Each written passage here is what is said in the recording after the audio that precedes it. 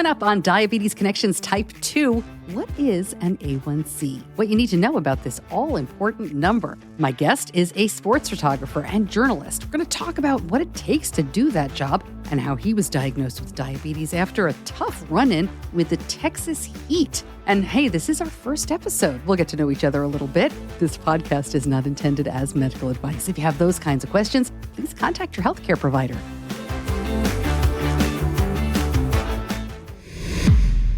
When you get a diabetes diagnosis, you have a lot to think about and keep track of. Your supply company should help lighten your load, not add to it. That's why I'm so happy to talk about US Med. They hold an A+ rating with the Better Business Bureau, so you know they excel in customer satisfaction. US Med always ensures you have 90 days worth of supplies and provides fast, free shipping to your doorstep. It's great to know you don't have to constantly run to the pharmacy or think about ordering every week. US Med, your trusted partner in diabetes care. Your health, satisfaction, and peace of mind are their priority. Better service, better care. Learn more, go to usmed.com/Stacy. That's usmed.com/STACEY. Hello and welcome to Diabetes Connections Type 2. I'm your host, Stacy Sims. And for more than 8 years, I've hosted another podcast for people who live with type 1 and who use insulin. That show is called Diabetes Connections. My background is in broadcasting, and I started that show, Diabetes Connections, back in 2015. I wanted to hear a news and information-based program about type 1 diabetes, which my son was diagnosed with back in 2006. My husband lives with type 2, and for a while now, I've been feeling like we need something like that other show for the type 2 community. So here we go. The idea here is to provide information without nagging or lecturing. I'm guessing if you have type 2 or prediabetes, you already get an earful about it from your doctors, and maybe even your family and friends. They mean well, but that's not what this show is all about. So let's jump in. I'm going to start each show with just a minute of diabetes education. This week, let's talk about the A1C. You know it's really important, but you might not know why or exactly what it measures. So let's get into it. The A1C test, also known as the hemoglobin A1C or HbA1c test, is a simple blood test that measures your average blood sugar levels over the past 3 months. It's one of the commonly used tests to diagnose prediabetes and diabetes, and then to help you manage.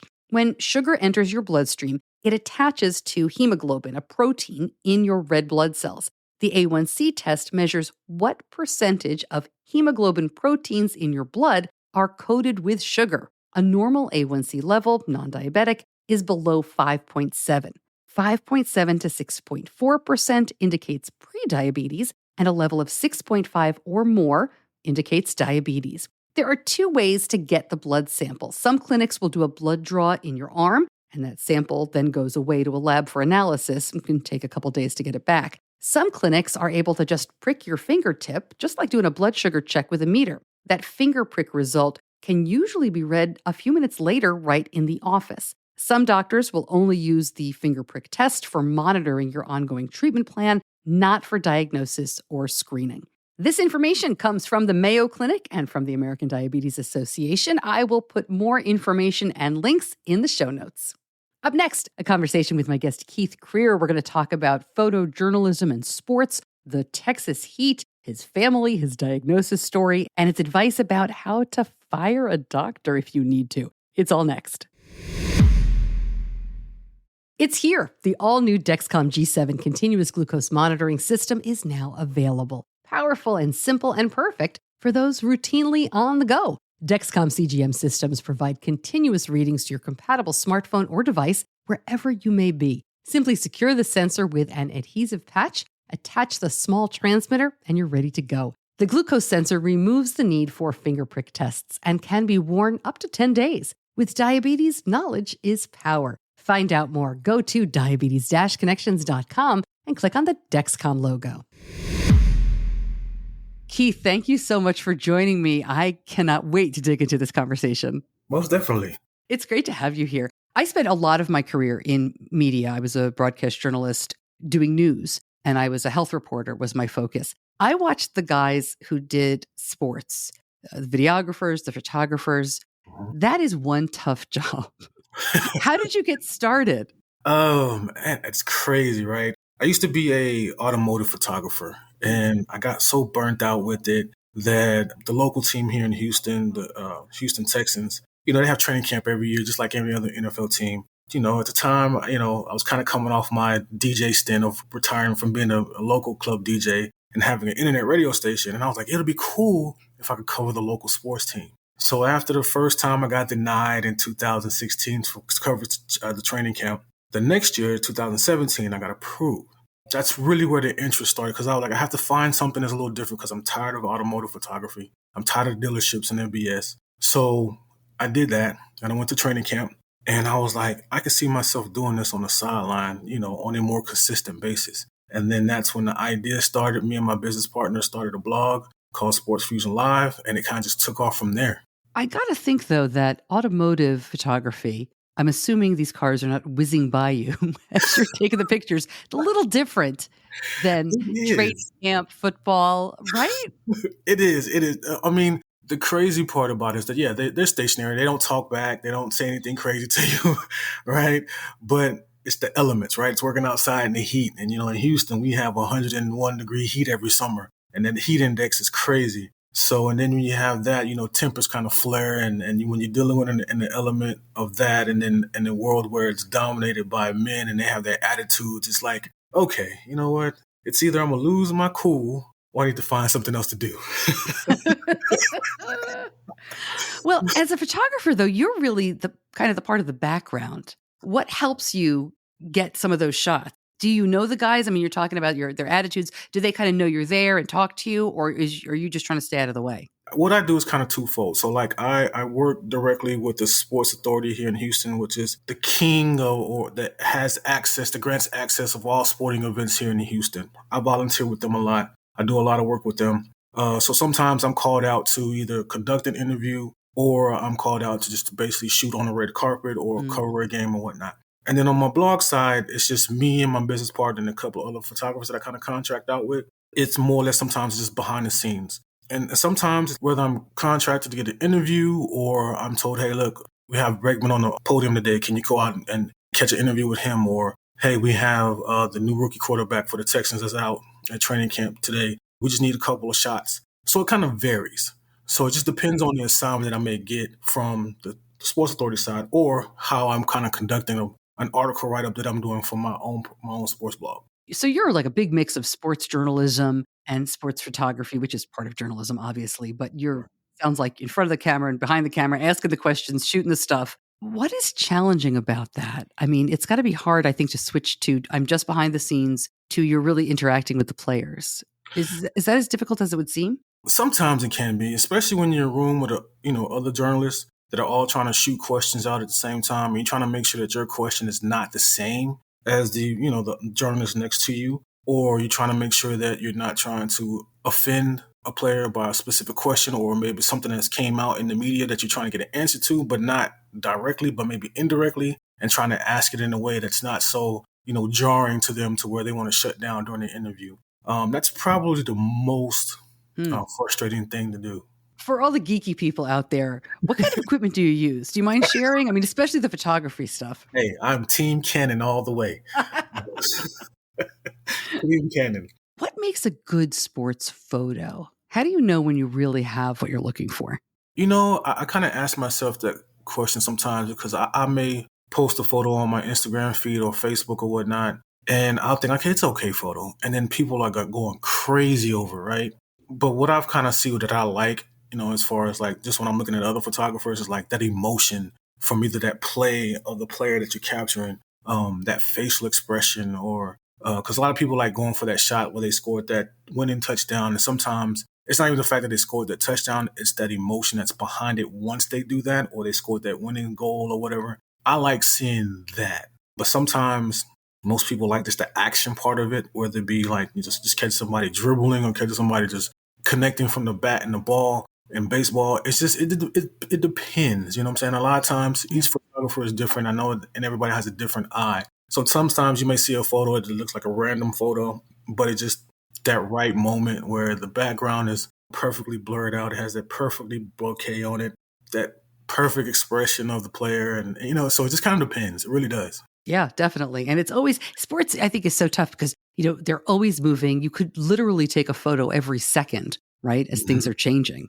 Correct, correct. And that's a lot of framage. And then, when you get those frames, you dumping them into the program. You're like, okay, I like this one. No, I like this one better. Oh, no, you know what? No, I don't like that one. And it's from the same run of photos. And they all have that same, but it could be just that one little motion that separates it from all that batch of photos. Yeah. You have a ton of stuff that you post on Instagram. I mean, scrolling through, I can see exactly what you're talking about. Like, oh, there's a great photo. There's a great photo. Is there any experience that you had on a field that was particularly memorable? I would say recently, the XFL just finished up its inaugural season, basically for the third time. But I caught a shot of our quarterback, McDonald, and he literally scored the winning touchdown by scrambling it in. And it was just that moment where I'm sitting in the end zone and he pointed at me with that shot. I think that's one of the ones that's on my Instagram feed. I love that photo because it was like, when you get that connection as a photographer with the player, and it means more when you get that connection just for that brief moment. And that's one of my memorable photos that I love right now, because that's how usually relationships are built between the photographer and the player. And I try to make sure that even when I take photos of players, I try to tag them in it or send it to them, just say, hey, look, I got this shot while I was on the field with you. Hey, do as you want with it. Because, so it's kind of like a bartering thing, right? I want you to share it. I want you to share it amongst your feed, because that's how I get noticed more. And that's how I get more contracts, right? That's how I get more gigs. Definitely. Is it hard to be a professional photographer these days when everybody thinks they are a professional photographer because of Instagram and everything else? That is a debate amongst the photog community these days, right? And I'm a techie guy, so I welcome in technology as it gets created and as it improves. Here's the thing: I'm not knocking anybody that that claims to be a photographer, because I'm like, man, you're creative, you're a fellow creative. By all means, do it, because there's so many there's a different range when it comes to photography, right? You have the traditional photographers that carry the Canon cameras like I do, the Nikons or whatever at the Olympics, but then a new movement came about probably around 2015, where it's the mobile photography age. And as the phones improved, cellular devices improved, and they got better cameras, respectfully, it allowed people to capture better footage. And I have seen some people that use their iPhones to do photo shoots, and the results are amazing. So I do not knock it. I actually welcome it. And I get a lot of flack from that, because people are like, oh, they're going to take our jobs. I'm like, no, they're not. It's a whole different realm. It's a different area of photography, and you just have to respect it. And I respect it, because when I travel, I don't take my big gear with me. I take my iPhone, my Motorola phone, and I have all my attachments to it to make it feel like a DSLR. And I rather carry that in my small EDC bag and call it a day. So I respect it. I respect it a lot. Looking at photos of you, you have a big vest all the time. You have a sling bag. Could you talk a little bit of what you're carrying on any given day in there? I've started to kind of just to scale it down some. Because what a lot of people don't understand is, like, man, when you're carrying that big old backpack with 2 camera bodies in it and lenses, that bag becomes like a 50-pound bag of extra weight on that field, and it slows you down. So most recently, you see, like, most of my pictures, I have my EDC, which is my everyday carry bag, and it's filled with, typically that bag is filled with like my batteries, maybe my lens clearing gear, and then an extra lens. I typically now just carry one camera body, and I get a lot of looks about that, because most people are like, well, what happens if your camera shuts down? And I'm like, then that means my day has ended. I don't need But yes, typically it's just like I walk around with my 70 to 200 on my body, and then like and inside that bag is usually my 70 to 2.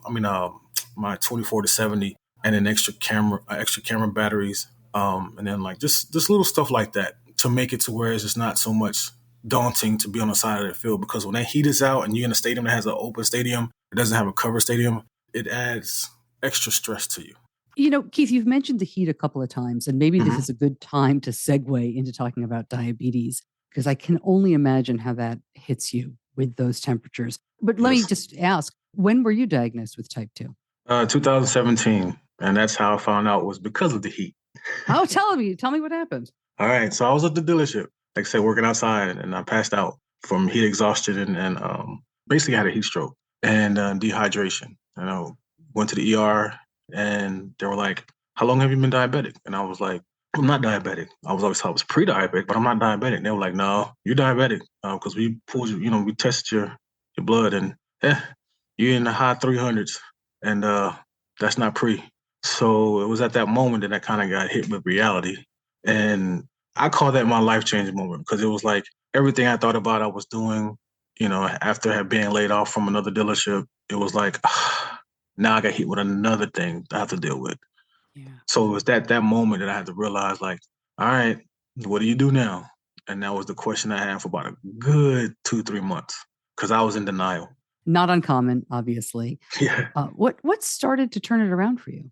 How'd you get out of the denial stage? man, it took a while because literally when I found out, I had literally came in and like just dumped all the stuff out of the pantry and the refrigerator that my wife had just went grocery shopping to go buy. So she was a little pissed at me. But it probably took about a good 6 months. And I was even having long, hard conversations with my diabetic specialist. And then it was going through the whole back and forth with my PCP and then my endocrinologist. It was just trying to get understanding, but everybody just wanted to throw meds at me. And it was like, no, for me, it was like I have to get an understanding of what's going on before I just say, okay, this is the solution. Because I wanted different options to solve the problem. With everybody just throwing everything at me, and it was like, I'm lost. I'm confused. I don't know what to eat. To tell you, don't eat this, don't eat that. And it was like, okay. So I had shut down. And it literally took my diabetic specialist kind of getting me out of that rut. And for her telling me to say, hey, look, take it one day at a time. You got to this point over years of lifetime of just, she said, I don't want to say it this way, but it was neglecting what you were eating or what you were thinking about putting in your body. She said, so it's going to take time to change that, to turn it around. It's not a quick fix. It's going to be, it's going to be a journey. Yeah. So accept the journey. You know what I'm saying? And she said, if you accept the journey, we can work it together and you can come around. She sounds great. Oh, I love her. Oh, I love her to death. Look at me to this day. I send her pictures, me, because of course, with my weight loss, I send her pictures with me and then, with me having a 3-year-old now, because back then I was told I couldn't have kids. And then in 2020, me and my wife welcomed a baby boy and it was like, oh, okay. So just all the thing kind of just changed along the way. I don't want to get too personal, but you rarely hear people talk about any kind of, I don't know if complications the right word, but you rarely hear that, hey, you have type 2, you're going to have trouble having children, especially as a guy. Yeah. Did they tell you that straight up? I went to a diabetes conference earlier this year and I saw something I knew I needed to tell you about. It's called Secure Simplicity, and it's a game changer in insulin delivery. It's like a wearable insulin pen, a patch that's water-resistant, thin, and lightweight. Best of all, it seamlessly fits into your lifestyle. For many of you, remembering your supplies or the hassle of injections is a daily challenge. Now, you can say goodbye to mealtime injections. With Secure Simplicity, you only fill what you need for 3 days, and it can be worn discreetly under your clothing, making dosing a breeze. If you're on long-acting insulin, you'll still take that shot once a day, but your mealtime insulin will always be with you. Find out more. Go to clickinsulin.com. That is clickinsulin.com. Yeah, told me that straight up. And the crazy thing is because we were actively trying. Of course, my wife had some issues. Then I went and got checked, and it was like, hey, you're low, like you're super low, and it's because of the weight, And at the time, I didn't know I was diabetic or pre-diabetic or what to that much, but it was just they were like, hey, you're overweight, your body's is not producing as it should. The only way this is going to happen is if you start losing weight. Wow. And I was like, all right, and I've made reference to this on a couple pounds I've on. In the South, we our culture is a little different when it comes to food and eating it. And it was like, all right, I'm the big guy. I'm always going to be the big guy. That's just me, I'm big bone. That's just, hey, the ladies love it, right? It was like, so it was just kind of one of those things that over the years I kind of accepted. And I was like, well, fine, I can't have kids. That's cool. I cried about it and, and started to move on forward with it, not realizing that over the time I was losing weight. And then when I got on the metformin, that caused a whole lot of other issues that maybe we can talk about. But it was like when that weight started coming off and then to get hit with the, hey, I'm pregnant. I'm like, oh, what, really? No, that can't be right. And I thought about that too. It's kind of like, nobody ever told me that that was going to be an issue. You know, everybody told me it's just weight related, but nobody told me that it was because of you're diabetic or, you know, your glucose numbers are high. So they didn't tell me how much and how bad that affects everything in the body. And you said your son is 3? He's 3, going on 30. I love it. You chase him around a lot. Yes. That's a busy age. Yeah. But it keeps me active, though. I'd love to ask you to follow up on that heat question. You know, we kind of segued into diabetes. We were talking about heat earlier. I know just from my son's experience with type 1 that heat affects the body in ways I didn't realize before diabetes came into our lives. Right. Is it the same thing for you? And how do you now manage? Yeah, the stress that the heat provides on the body, you know, it's relentless. And like I said, I didn't know that either. Yeah. It's just now it's trying to manage that, trying to keep the body cool, knowing my limits. And I think that's what a lot of people that have diabetes don't understand. It's like you have to know your limits. Like when this heat is out and it's beaming on you, like you literally have to take the breaks. You literally have to bring the body back down to its normal operating temperature. So, but it's getting used to that, right? And especially, you know, with me playing sports and then covering sports. And again, it's like in the sporting world, it's like, hey, you know, you got to tough it out, keep going, keep going. You know, don't be soft. You know, so it's like trying to get out of that mindset and like, hey, kids, you know what, you have this condition, you can't do that. You have to take a break. You have to sit down. You have to cool off. And it's just one of those things. One of the extra added things of having to manage with being a diabetic. You mentioned that after consulting with your diabetes specialist and trying to figure things out for a while, that you started on metformin. Are you still taking metformin? If you don't mind, again, getting a little personal here, but I'd love to talk to you about how you're treating your diabetes. No. So I know what I'm about to say is probably controversial. No, no, I'm not on metformin anymore. I took myself off.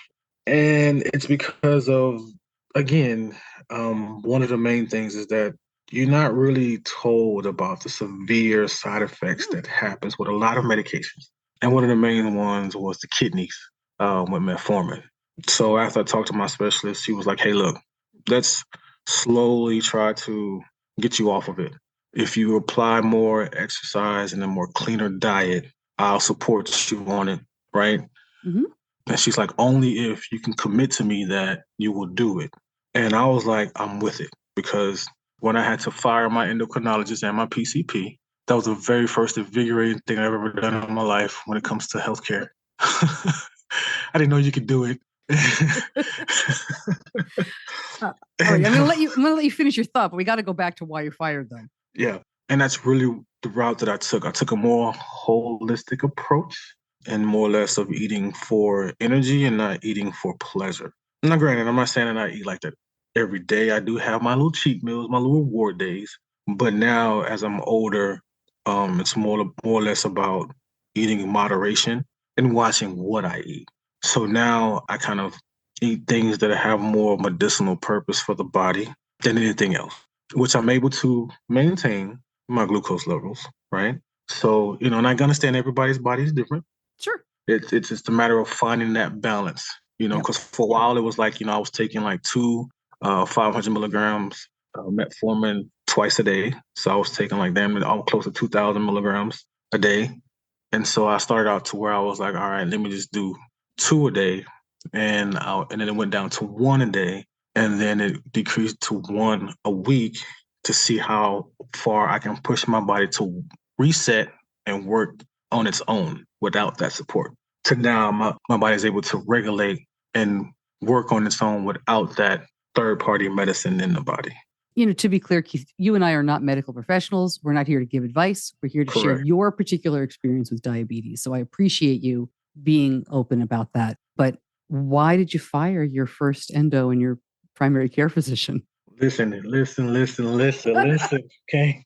One of the things I talk about now when I have the ability to talk to new diabetics is that if the only person that's going to listen to your body is you, and if you don't have a supporting staff of a medical team that's willing to do that with you, fire them. I am 100% to that, because we all like to think that every doctor and every nurse is here to help us, right? And I want to say this in the most political way as I possibly can. A lot of healthcare professionals are there to do that, but you have some that don't care. And when you come across those, we have to be receptive of that. And if you feel that they're not giving you the the attention and the care that you need, then find another one, because you only have one body, right? Yeah. And it's up to you to take care of it. But you know what I'm saying? You have to, if you bring other people on to assist you in taking care of it, they have to have that positive interest in their mind to do so as well. And you have to ask questions. And if they get offended because you're asking questions, then they're not the ones for you. That was one of the red flags for me when I kept asking questions and I kept getting shot down.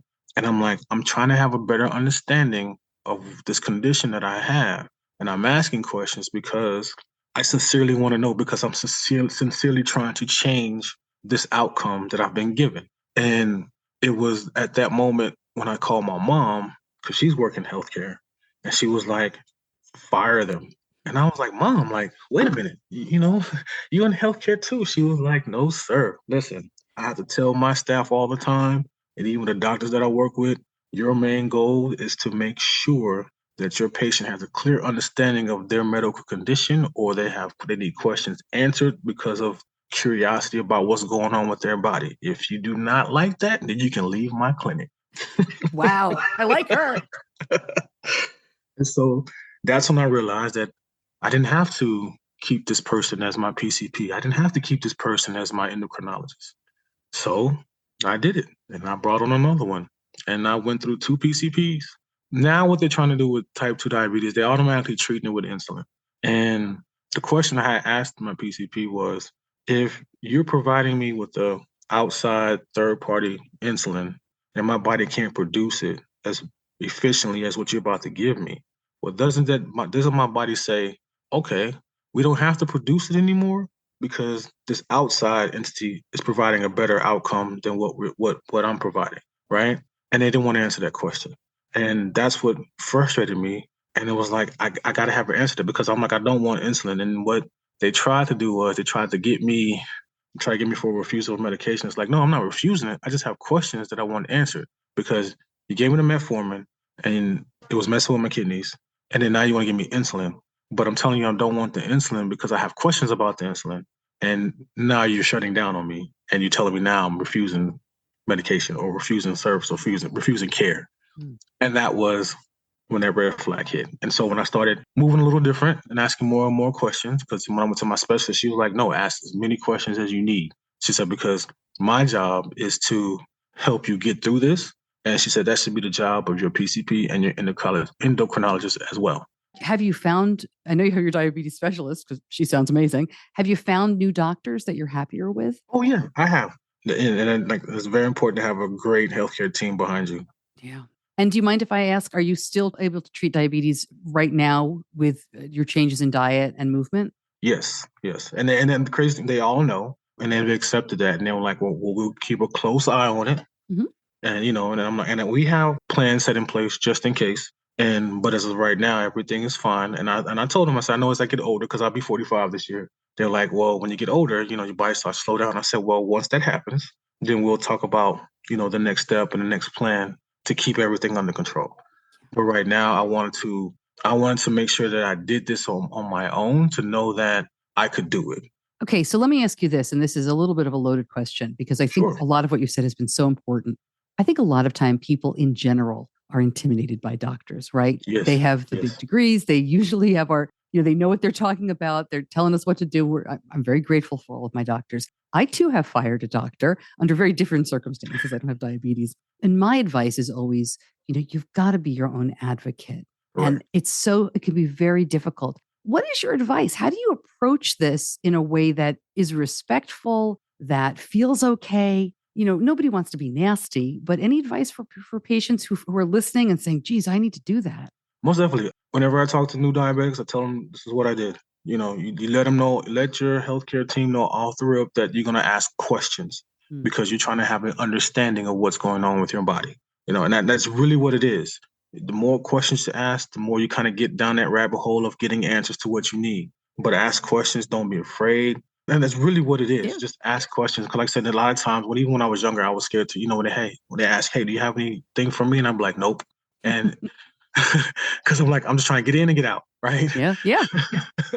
Now it's like, yeah, actually, I was online and I was looking at this, and this is what was said, blah, blah, blah. What is your input on this? And that's it. Just advocate for yourself and ask as many questions that come across your mind before you step into the doctor's office. And if that means writing down on a pad or writing down in notes in your iPhone or whatever, just have those questions ready to go when they walk in that room and say, hey, good morning, good afternoon, or good evening, Mr. or Mrs. Such such. How can I help you today? This is what I have. Boom. And start reading off those questions. You know what I'm saying? Because that's the only way you're going to advocate for yourself. Before I let you go, you Yeah. seem like you have what for many people would be a dream job. What's your dream game to photograph or dream sports experience? I want to photograph a Super Bowl. Ah, That'll be the ultimate icing on the cake is the Super Bowl. wow. So I'm hoping I get to do that for the next season. That'll be great. Is that a possibility? I mean, are you on track for pardon my ignorance, is that something that your job could lead to soon? It could, I know that over the years, the NFL kind of changes when it comes to outside media. I suppose not outside media, but independent media, because of course my blog is independent. So that's why I work with the city of Houston and the Sports Authority, is because I kind of have that access. Like when the World Cup in 2026. Mm-hmm.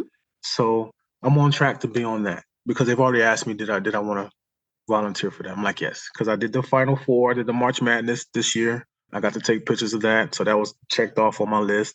So yeah, so if I get to do a Super Bowl, or if I get to do the World Cup here in 2026, that'll be amazing.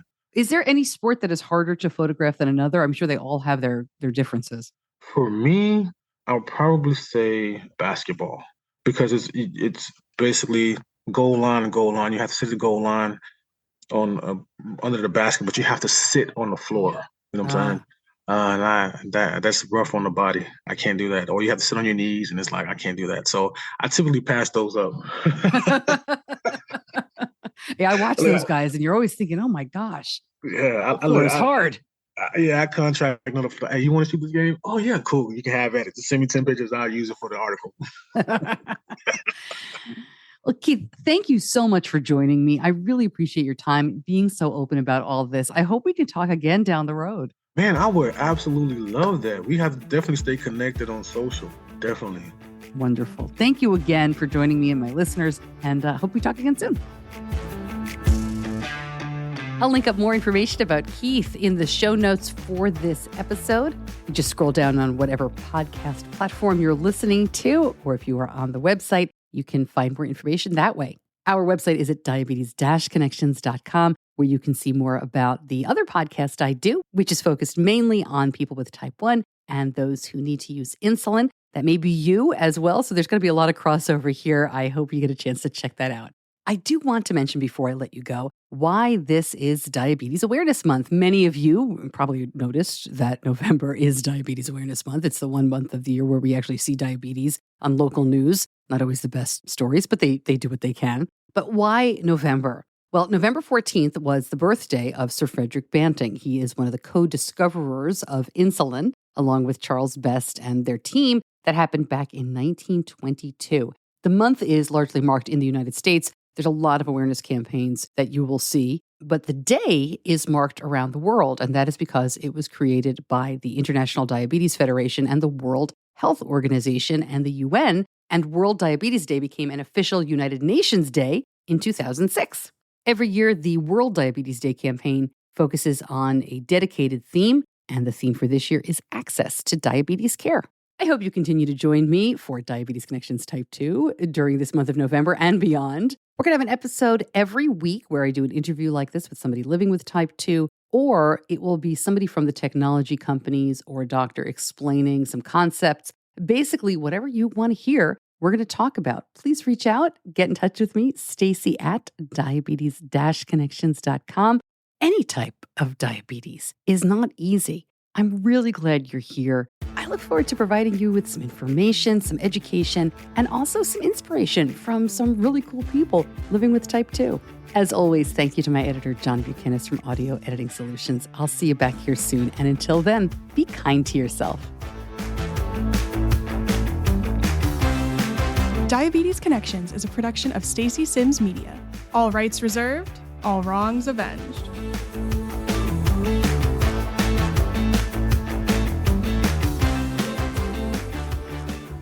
I heard about AG1 from another podcast. It has nothing to do with diabetes. It was a tech and business podcast. And I thought, all right, I don't like taking vitamins. I'm just never good at remembering to take those pills. And AG1 replaces your multivitamin, probiotic, and more in one simple, drinkable habit. We ordered it, and my husband likes to just put it in water, and he drinks it almost every day. I prefer it in a smoothie. And with just one scoop, I get the nutrients and gut health support that helps my whole body thrive and covers my nutritional bases. I like that AG1 is delivered monthly. I don't even have to think about it. Anything I can take off my list, I like. So if you want to take ownership of your health, it starts with AG1. Try AG1 and get a free 1-year supply of vitamin D and 5 AG1 travel packs with your first purchase. Go to drinkag1.com/Stacy. That is drinkag1.com/STACEY. Check it out.